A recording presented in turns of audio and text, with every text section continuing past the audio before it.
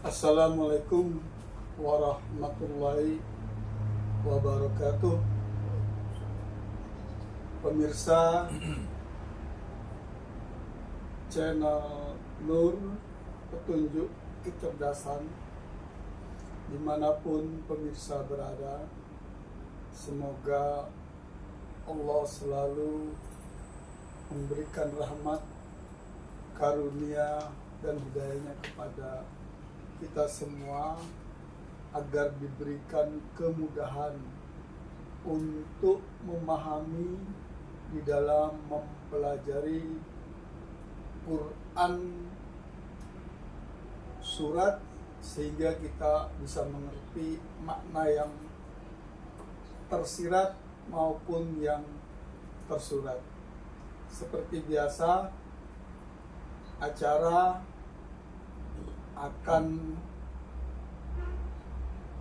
dibawakan oleh narasumber kita, yaitu Ki Jolo Jolo. Kepadanya kami persilahkan. Oke, terima kasih. A'udzubillahi minasyaitonirrajim. Bismillahirrahmanirrahim. Assalamualaikum warahmatullahi wabarakatuh. A'udzubillahi minasyaitonirrajim. Bismillahirrahmanirrahim.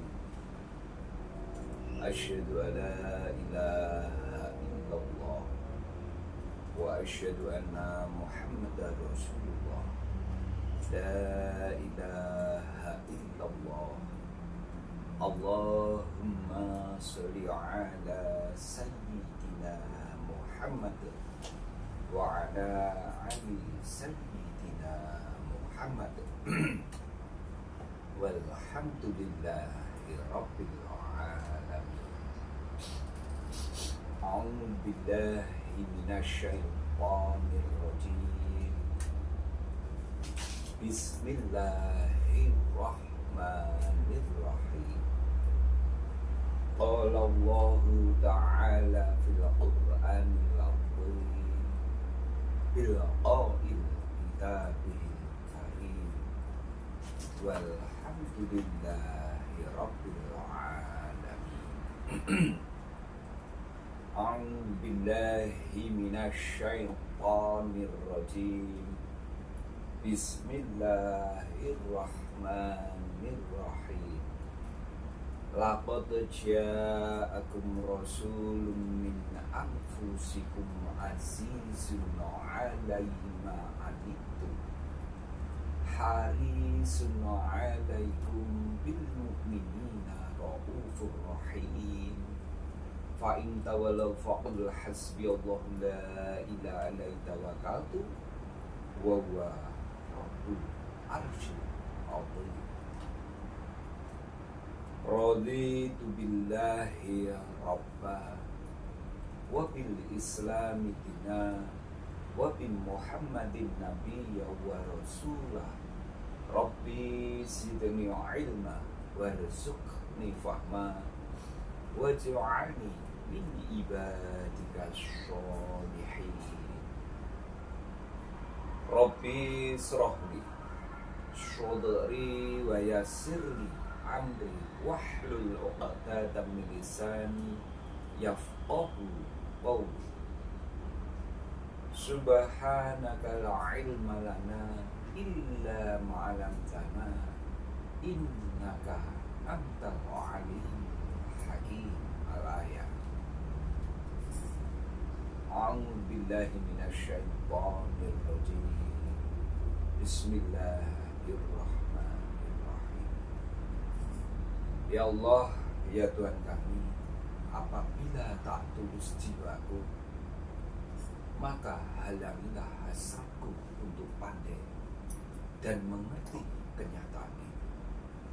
Namun ya Allah, apabila Kau lihat cukup ketulusanku, maka anugerahkan setetes air agar menjadi tindakan.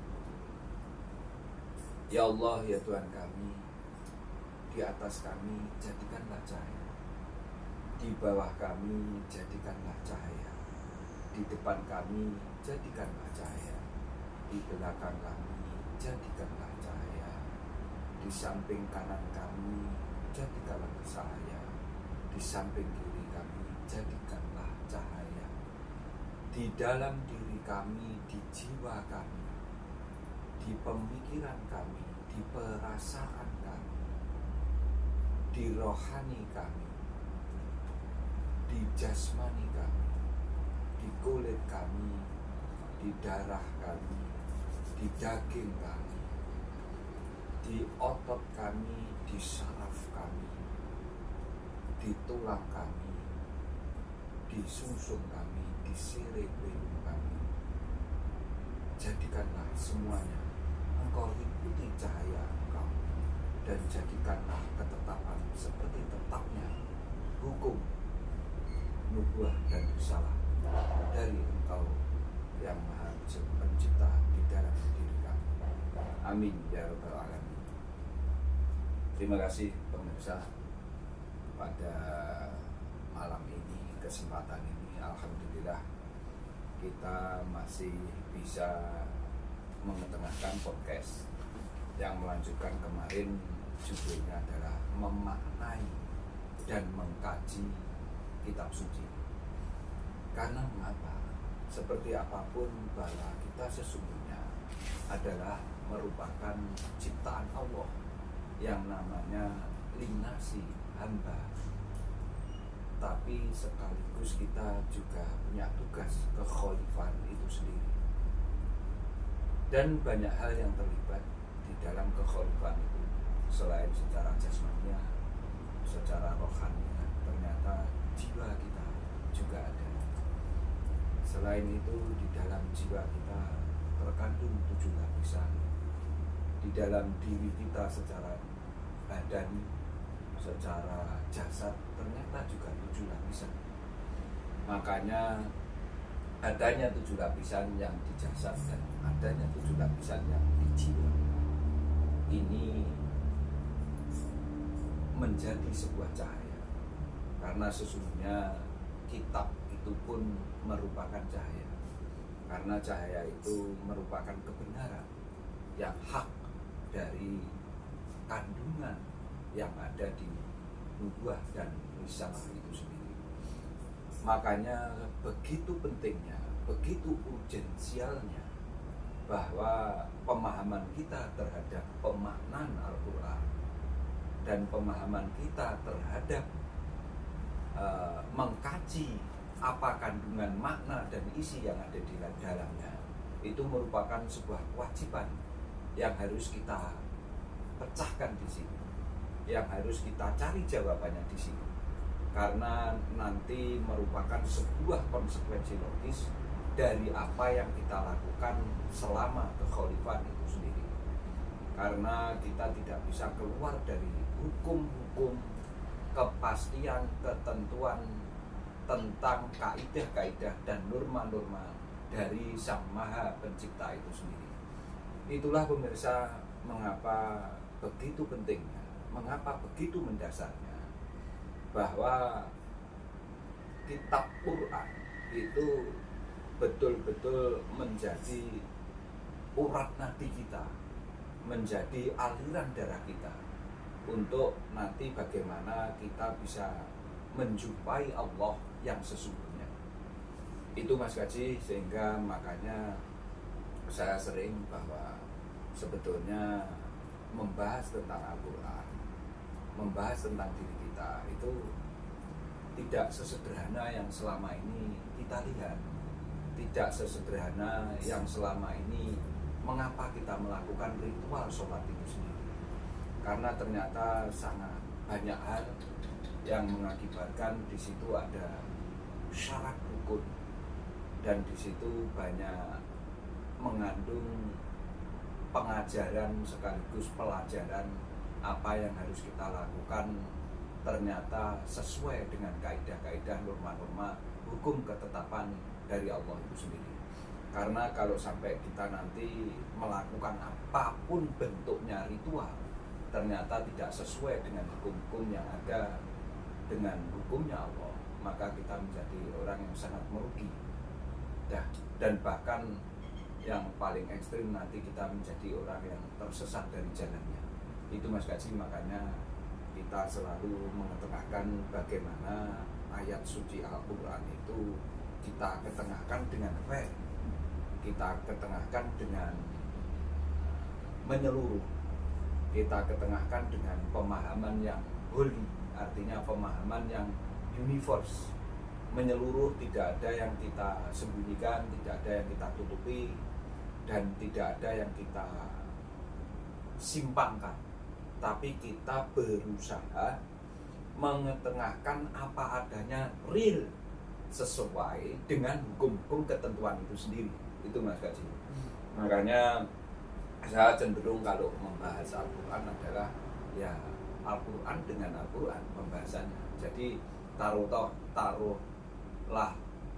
contoh nanti kita membahas tentang Alkitab, pemaknaannya atau mengkajinya, itu saya kan pasti pakai dasar dari seperti dicontohkan kemarin kita bahas tentang umi, bahwa umi itu sendiri dari kata apa induknya nanti menjadi apa, sampai hal seperti itu saya evaluasi, saya koreksi, saya ketengahkan, saya pertajam, saya perjelas dengan kandungan apa yang ada di Quran, surat yang ada korelasinya, yang ada relevansinya dengan ayat berikutnya. Seperti itu Mas Kaji.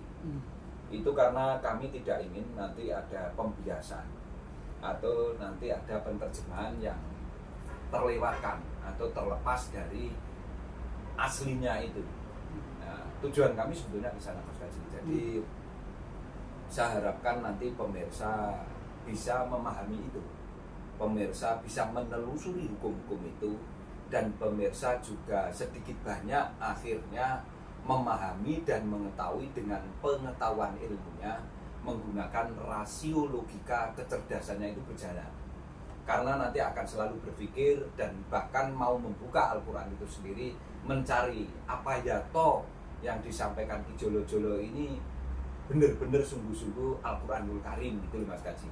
Sehingga nanti merangsang, menstimulus semua pemirsa, bahkan saya sendiri secara khusus, dan ya seperti apapun manajemen NPK menurut petunjuk kecerdasan ini juga harus merasa tergugah bahwa ternyata Al-Quran mau tidak mau harus dibuka, jangan membuka yang lainnya, harus betul-betul dipelajari sehingga nanti bisa tambah wacananya, wacana untuk berpikir, wacana untuk memahami dan mengetahui. Ternyata perlu pembelajaran, perlu penelusuran, tidak sekedar apa yang telah kita dapatkan itu loh Mas.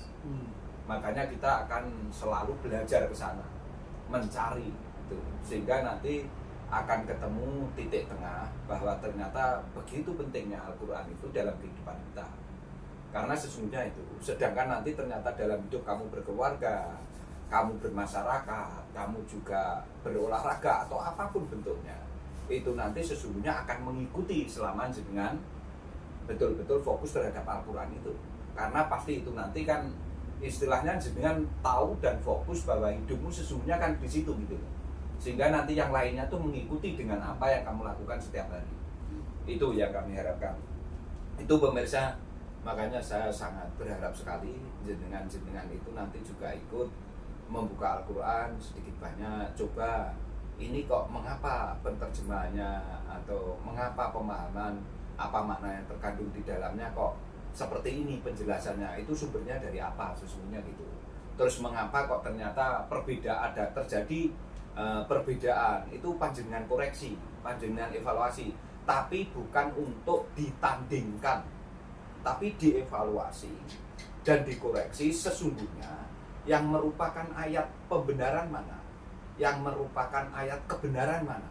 Sehingga nanti penerjemahan itu kan membedakan, kalau dievaluasi dan dikoreksi akan membedakan antara pembenaran yang selama ini dilakukan turun-temurun, atau cerita, atau dongeng, atau kebiasaan seperti itu, dogma doktrin. Nah itu jenengan nanti dengan sendirinya bisa membedakan. Oh ternyata akar katanya dengan lisanun Arabiyun dan Arabik itu beda. Begitu loh maksud saya. Sehingga jenengan nanti bisa membedakan itu. Oh ini ternyata selama ini pembenaran yang telah dilakukan turun-temurun dari generasi ke generasi. Ini sekedar cerita, tapi sesungguhnya ilmu lisanun Arabiyun, ilmu tasasulnya, asal usulnya, pewahyuan menjadi sebuah ritual sholat itu ternyata tidak seperti ini.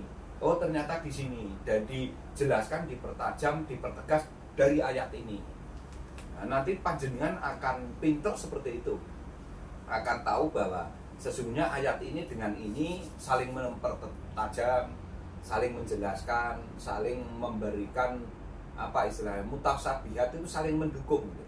Kecuali yang Muhammad memang akan dijelaskan dalam satu paragraf itu atau dalam satu ayat itu atau dua ayat di bawahnya, itu namanya nanti surat Muhammad.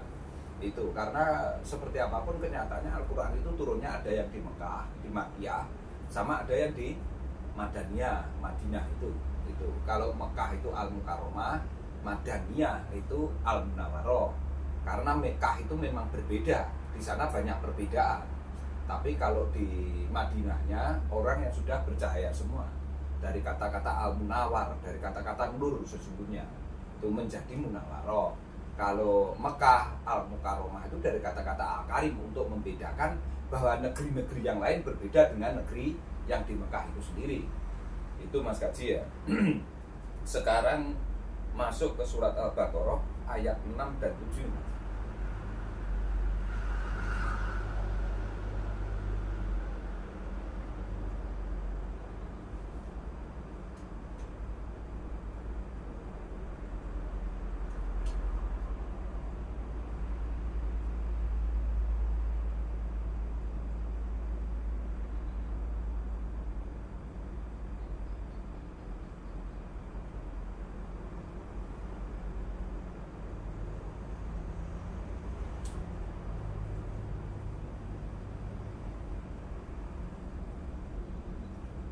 A'udzubillahi minasyaitonirrajim.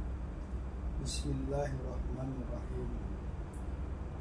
Innal ladzina kafaru sawa'un 'alaihim a'anzartahum am lam tunzirhum la yu'minun.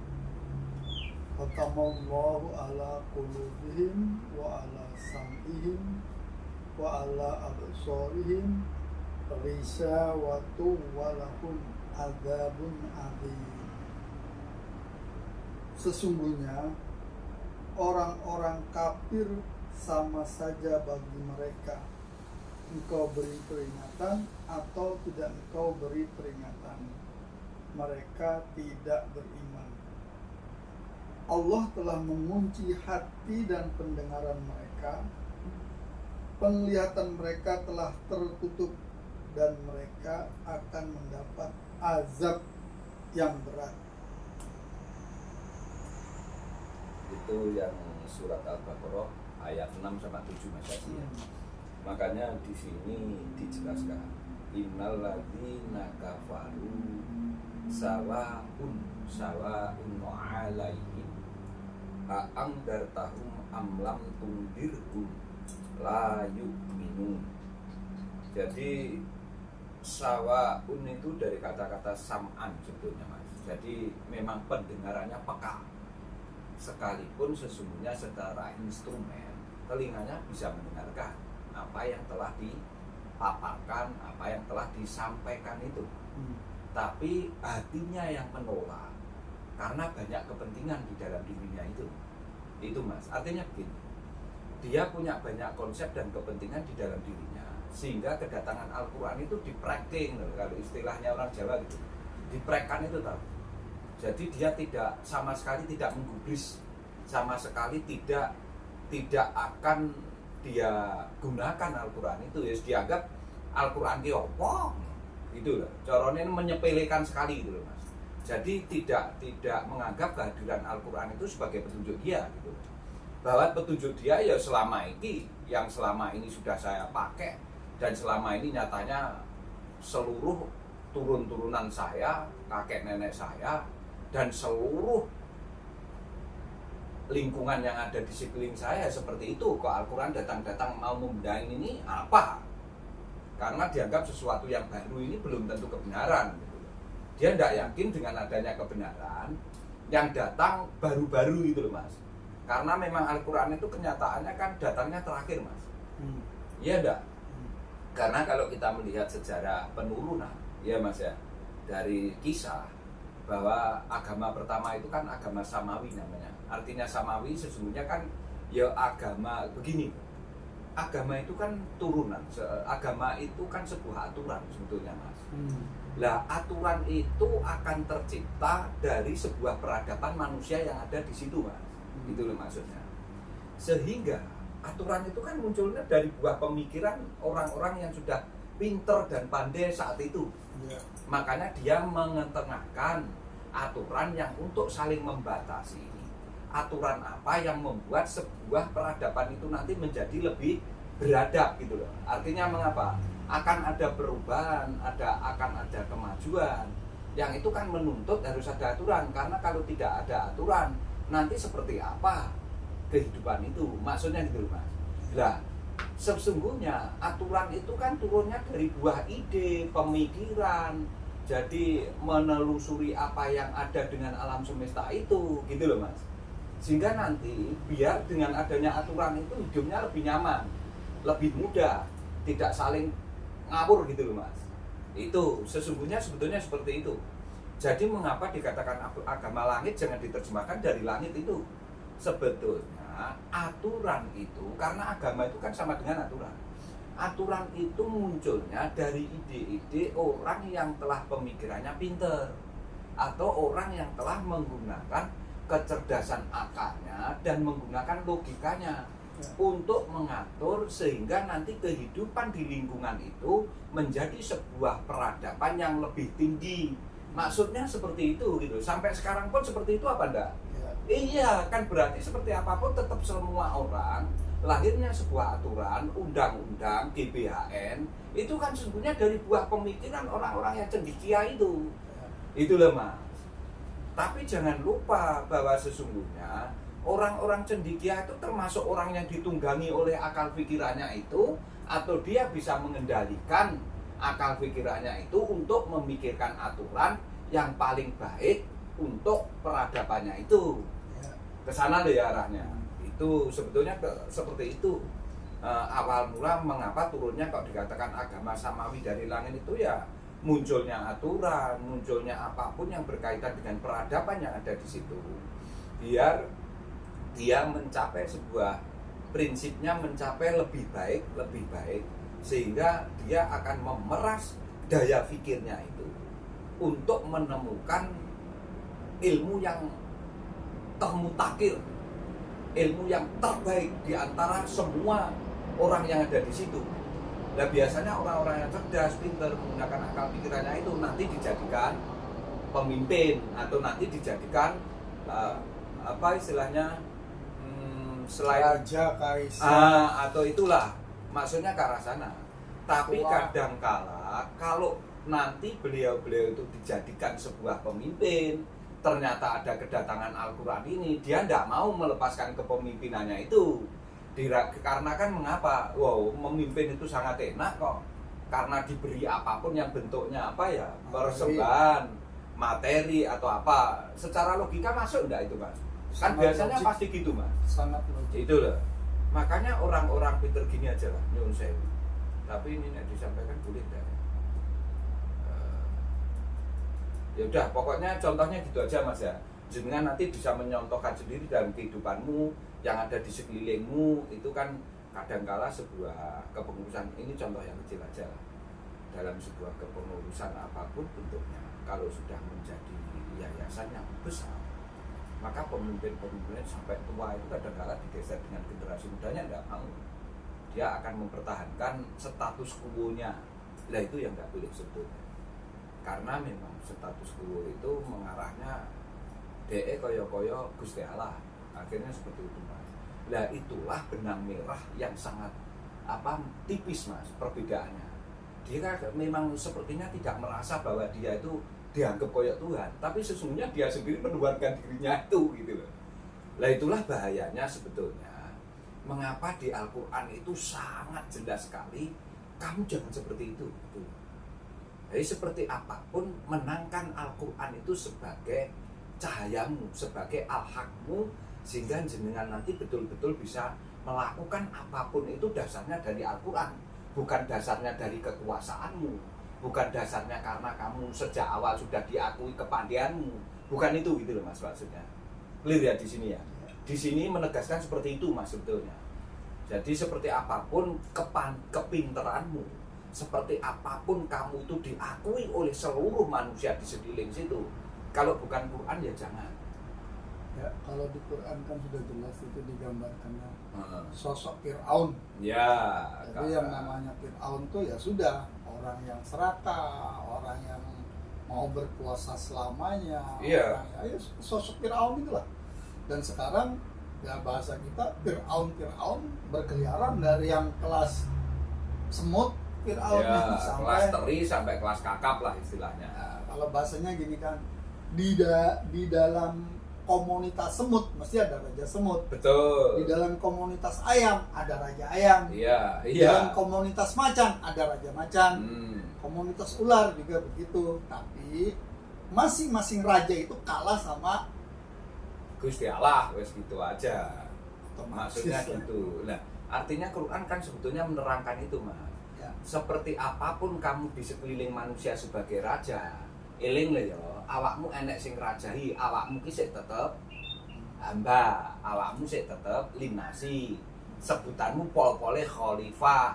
Ning aja mentang-mentang karena kamu nanti juga akan saya wafatkan. Nah, ikutlah ke aturan saya.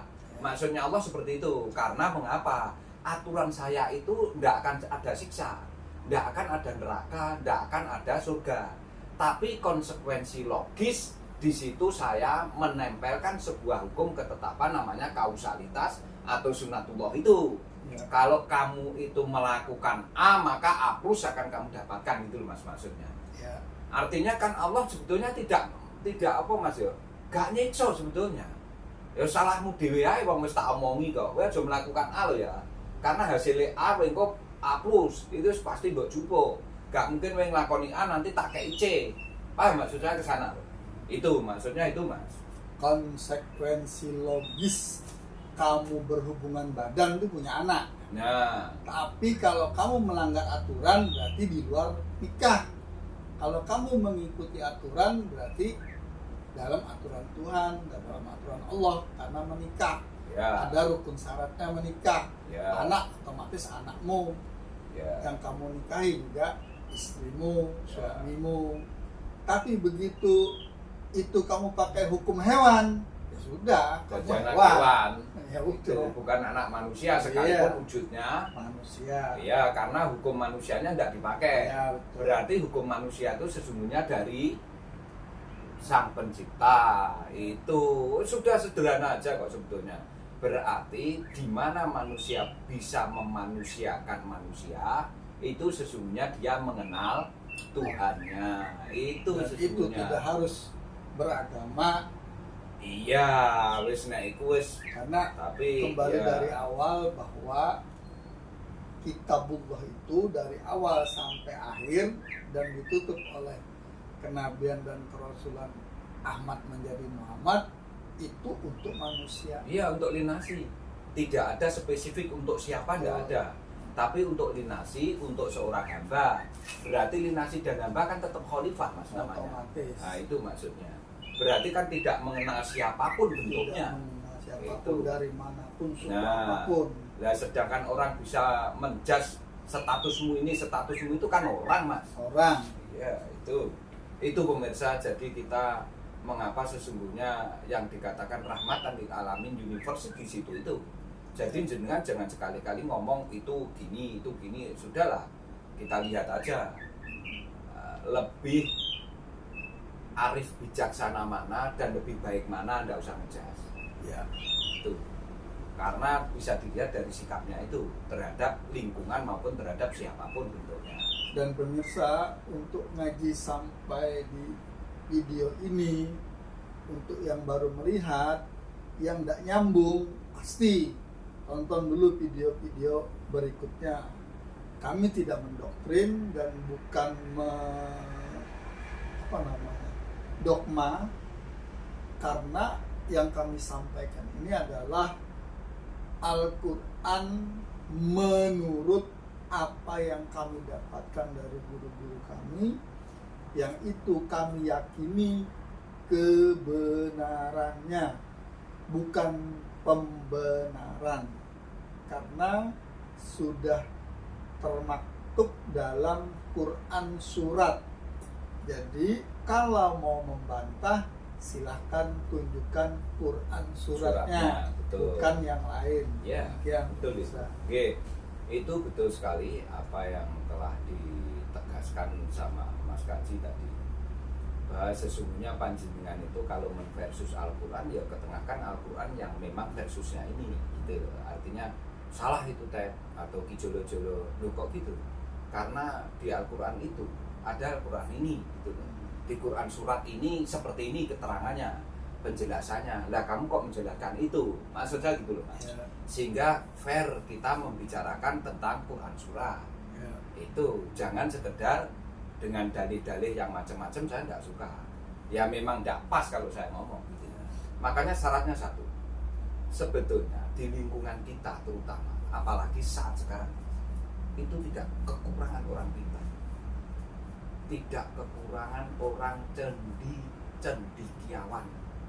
Kita itu banyak gudangnya orang-orang pintar, apapun bentuknya di lingkungan kita. Tapi rata-rata ditunggangi oleh kepandaiannya sendiri. Itulah hawa nafsu terlibat. Itu tidak boleh. Karena berbahayanya nanti situ. Karena orang bisa membedakan dia menggunakan akal pikirannya dengan dia ditunggangi oleh akal pikirannya itu. Kalau tidak dengan Al-Quran tidak bisa. Karena lembut sekali. Itu ya, clear ya. Nanti akan saya pertegas lagi di Quran surat Al-Fatirnya. Al-Fatir itu surat ke-35 Mas. Ayatnya 32.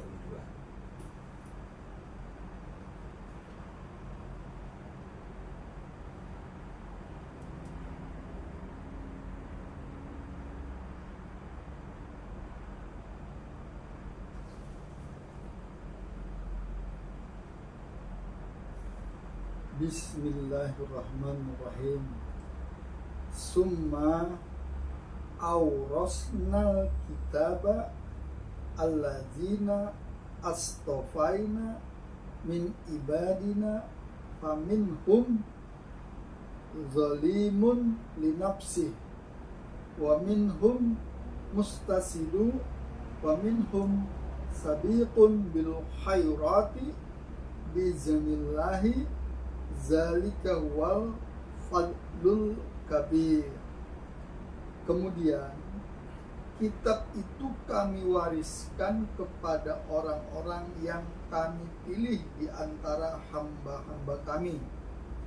Lalu di antara mereka ada yang menzalimi diri sendiri, ada yang pertengahan, dan ada pula yang lebih dahulu berbuat kebaikan dengan izin Allah. Yang demikian itu adalah karunia yang besar. Nah, di sini ditegaskan pemirsa bahwa summa aurosna itu dari kata-kata al ulama warosatun amya, dari kata-kata warosah. Jadi di sini menjadi aurosna. Itu loh Mas. Karena menunjukkan banyaknya itu. Nah, itu diumum Mas. Menjadi umum gitu ya. Menjadi umum. Kitab baladi dari kitab itu sendiri. Jadi kitab-kitab itu sesungguhnya waris. Gitu loh. Kemudian kitab suci itu kami wariskan kepada orang-orang yang kami pilih. Terbukti apa enggak bahwa jenengan sesungguhnya kan dipilih sama Allah. Dimulai dari mana Mas pemilihan itu? Kemarin kan jenengan Yesus jalan. Iya, dari mulai itu sampai menang mengalahkan yang 3 miliar. Yang sampai jumlahnya 300 juta itu ya. sekali dipenetrasi. Ternyata jenengan kan bindernya, kan tidak main-main. Jenengan itu mulai awal jenengan itu sebetulnya sudah khalifah karena pemenang loh Mas. Dan itu yang memilihkan kamu menjadi pemenang apa kamu tak? Mesti. Nah, karena banyak orang melakukan itu kenyataannya juga enggak jadi. Berarti kejadianmu itu sangat luar biasa enggak? Sangat amat. Perjalanannya panjang enggak kamu menjadi seorang Sony, Teddy menjadi seorang panjang. Teddy, di Jolo-Jolo itu dan yang lainnya lah. Mulai dari pucuk kelapa sampai pucuk singkong, sampai pucuk beras, sampai ujung ikan, sampai dari biong plankton, sampai dimasak, kasih air, Ya. kasih garam, Mengkorok saya, bener jenengannya sampai dikasih perjalanan susu luar kuda biasa. liar. Ada yang makan STMJ dulu, ada yang makan lele diunta, telur itik, telur sembarang untuk menjadikan katanya bisa hidup berjam-jam. Faktanya 5 menit KO. Aduh ya Allah, direwangi golek maco, sing golek apa Mas jenenge? Sing pil-pil penguat itu namanya. Ya itu anak rusa dikasih brandy itu ditaruh diminum. Ya Allah, koyok ngono lho pemirsa. Makanya kadang-kala jane ngaji yang guyu karo awake dhewe. Mencari Ya, yang kok terbaik luar dan biasa, Man. terkuat dan terhebat. Nah iya. Bahkan rempelo kuda di tangan.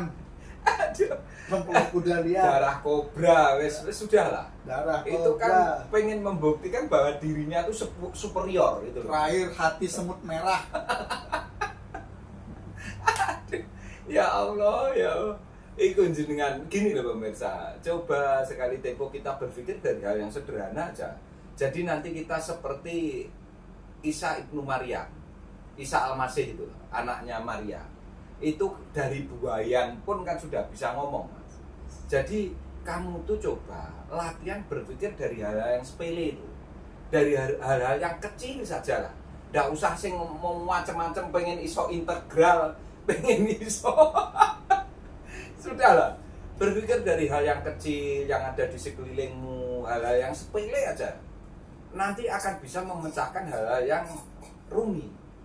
Lah kalau tidak latihan dari hal yang kecil kok malah sananu konslet, Mas.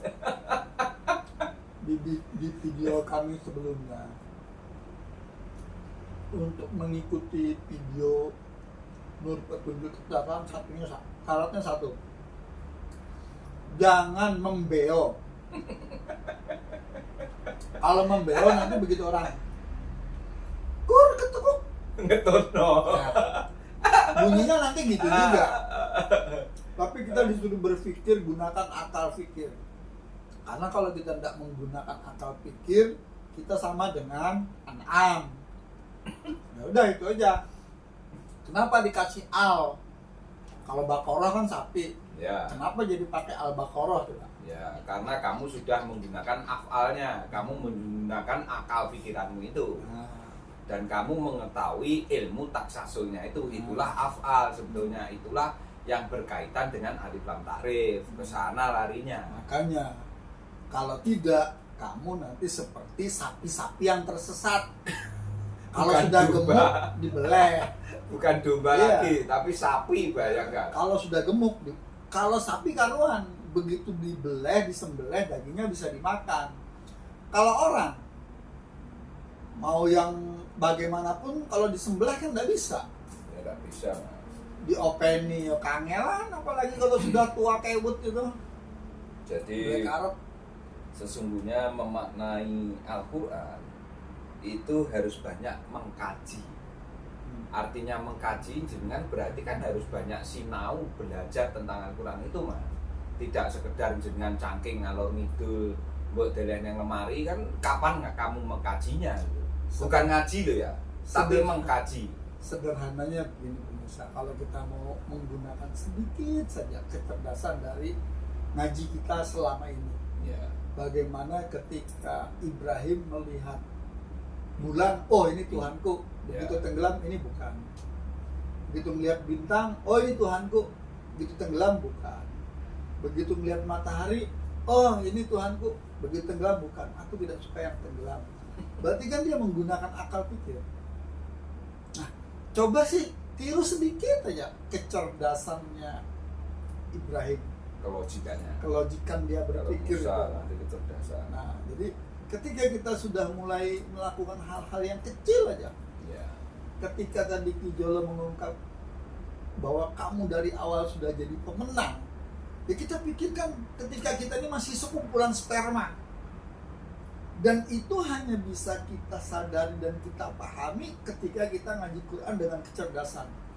Kalau kita ngajinya hanya alif lam mim 1000 kali diulang ya tetap alif lam mim, gak akan pernah mengerti. Iya, gak akan meningkat nanti. Nah, itu.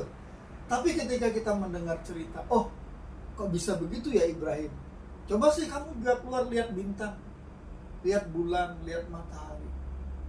Ternyata kan tidak seperti itu. Ya sudah, itu sederhananya. Kembali di jolo-jolo aja. Ya, baik. Jadi memang begini pemirsa, panjenengan itu kalau memang pengen betul-betul nanti bisa menguasai dan mengkaji Al-Quran, syaratnya satu sebetulnya. Perbanyaklah perbendaharaan kamu mengkaji, mempelajari, menganalisis, mengobservasi di dalam dirimu, menelusuri ayat-ayat Al-Quran itu sendiri. Jangan terus kamu biarkan ya jadi bodoh selamanya itu. Nah, sesungguhnya kisah kenabian dan kerasulan itu semua pasti beliau-beliau itu memang dalam kisah-kisahnya beliau selalu mengkaji itu, Mas.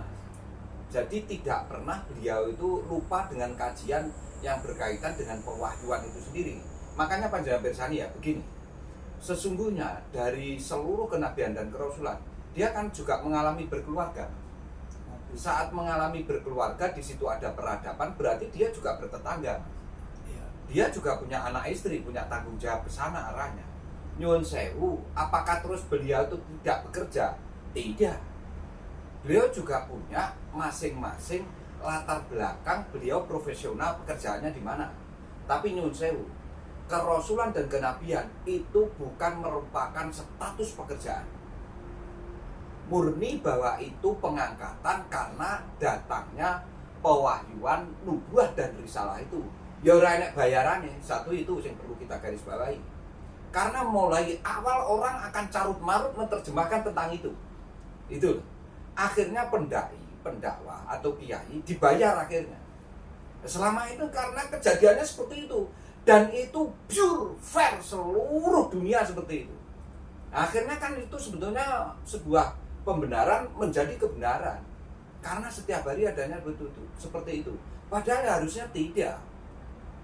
Karena pembelajaran keagamaan itu tidak ada secara apa maksudnya Mas, secara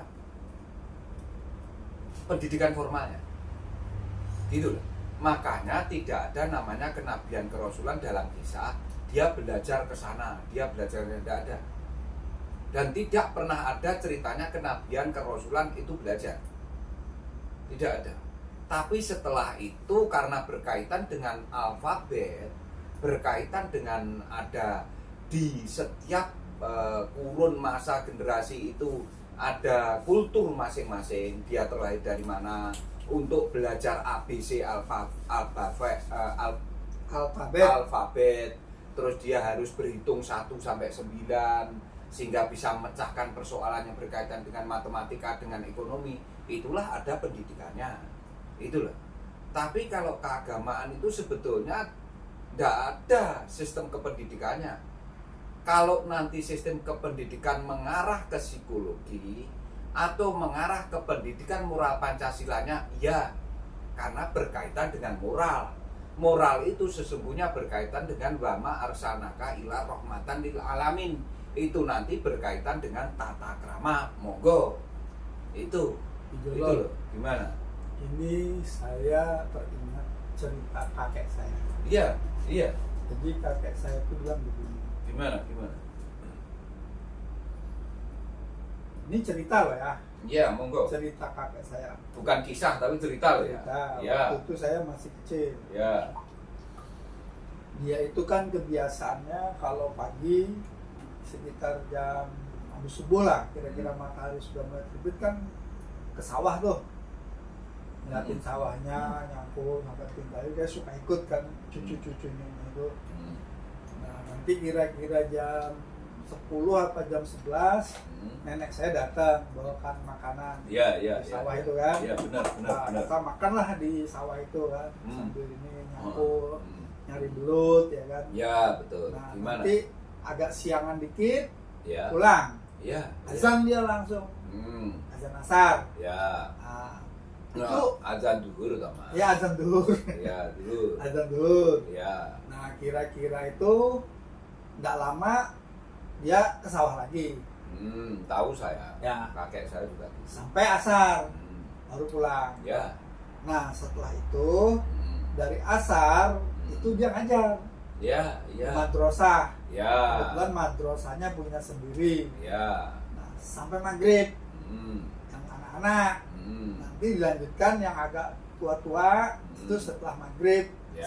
sampai isya lewat sedikit. Ya, terus Jadi pulang. asar sama anak-anak, Ya. maghrib isya sama orang dewasa, yang jam 8 baru sama orang tua-tua, Ya. jam 10-an. Ya. Sudah, habis itu tidur. Ya. Nah nanti malam bangun sebentar, biasanya tengah malam itu Ya. kedengaran kan keletak-keletak itu. Iya, betul. Nah, habis itu ya udah mungkin ngapain dan nggak tahu lah, itu kan subuh baru itu kan rutinitas. Iya, rutinitas Nah, seperti itu. tapi ada satu yang saya ingat ketika bercerita, dia bilang begini, nanti satu ketika apa yang kamu perbuat itu dimintai pertanggungjawaban sama Tuhanmu, sama Allah. Ya. Jadi ada yang kerjaannya sholat aja, wirid aja, dicemplung ke neraka katanya. Aku ingat ini ceritanya. Iya. Nah, akhirnya kan, loh kenapa orang sholat kok orang wirid dicemplung ke neraka? Kan bertanya tuh orang-orang. Aku ingat banget itu cerita. Lah iya, masa matamu digunakan buat wiritan merem aja katanya. Ya bekerja, dia bilang gitu. Terus sholat aja. Masa kamu sholat aja? Sholat itu waktunya malam. Nah kalau siang kamu harus kerja, cari duniamu. Ya seperti kamu lihat ke saya, kalau pagi ke sawah, kerja, angkat, nanti waktunya panen. Dia bilang begitu. Jadi yang terngiang-ngiang di saya itu adalah ketika kamu sholat, kamu wiritan aja, itu dicemplung neraka. Itu yang di otak saya itu terngiang-ngiang gitu loh. Akhirnya, makanya saya bingung. Tapi saya sendiri ketika dewasa melakukan itu, sholat wirid, sholat berokaat-rokaat, wirid juga berjam-jam. Tujuannya cuma satu, kayak sugih, ya sugih gitu loh. Tapi suatu saat itu juga menguap gitu. Ya, terus Akhirnya sampai hati tetap gelisah. Karena apa? Ya terngiang-ngiang ketika kakek saya ngomong, nanti orang yang sholat ya dicemplungin neraka, orang yang wirid juga dicemplungin neraka. Ternyata ingat-ingat lagi, karena kamu melakukan sholat dan melakukan wirid tidak pakai akal, dia bilang, melebihi batas maksudnya. Ya itu yang sekarang saya pahami dan sadarin gitu. Gimana itu korelasi cerita itu tadi? ya sebetulnya begini. Sesungguhnya kamu melakukan ritual sholat itu kalau benar-benar membaca kitab, itu kan dari pewahyuan mas sumbernya. Sehingga kalau dari pewahyuan kan harus dengan telusuri. Namanya menelusuri kan nggak main-main loh mas. Namanya menelusuri loh mas, kan sulit. Ini saya contohkan gini aja. Ada sebuah kasus mas, kamu pengen memecahkan kasus itu sesungguhnya bagaimana? Kan harus kamu telusuri dulu.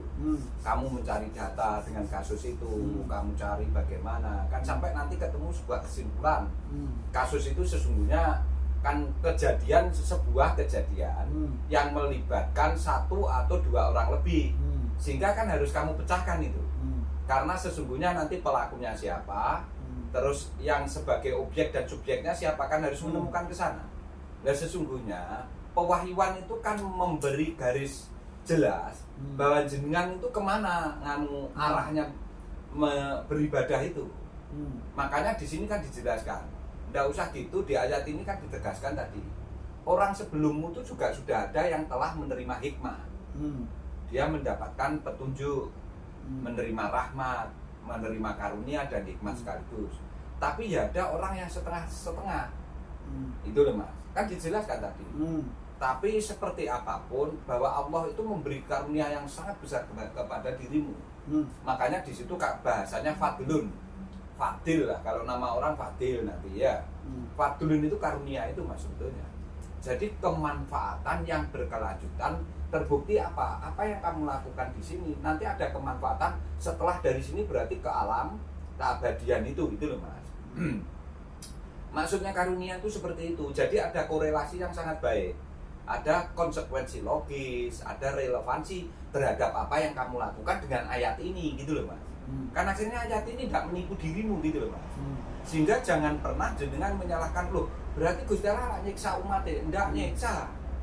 Kok bisa Gusti Allah nyiksa umatnya? Wong Allah itu sangat baik, jenengan kasih sayangnya luar biasa kok. Itu loh Mas. Lah karena melakukan sebab kamu salah saat di sini melakukannya, kamu tidak pakai ilmunya Allah itu loh Mas. Akhirnya kamu menerima itu akibat dari apa yang kamu lakukan selama ini. Karena kadang kamu melakukan tuh angan-anganmu yang kamu kedepankan. Dengan saya banyak seperti ini lebih nanti itu loh. Karena kamu diiming-iming seperti itu lah. Namanya beragama kan bukan iming-iming Mas. Wong namanya aturannya pada iming-imingnya toh Mas. Pasti. Aturan jenengan tertib berhelm itu kan tidak usah enak iming-iming apa-apa. Nek kecelakaan kepalamu selamat karena pakai helm. Kalau ada razia polisi, konsekuensi logisnya jenengan nggak dicekel. Ya apa enggak? Kan berarti bukan iming-iming antara punishment dengan reward. Yang repot itu kan kalau orang tidak tahu gunanya helm. Ya itu. Habis makanya itu pun beli helm, tapi helm proyek istilahnya. Kan karuan. Make tapi sekedar apa? Sekedar kalau dilihat polisi. Tapi ada makna yang penting sebenarnya, seandainya jatuh. Ya. Harga helm itu kan harus lebih mahal dari harga kepala. Iyalah, karena kepala itu kalau jatuh sampai berdarah gagal otak ya. Sudah. Nanti ya kemana arahnya kan gitu. Karena tidak bisa diulang. Makanya hanya orang bodoh yang pakai helm proyek. Ya. Lebih bodoh lagi nggak pakai helm. Nah itu. Tapi ngebut sampai gasnya habis. Nah, itu nggak bisa ngomong.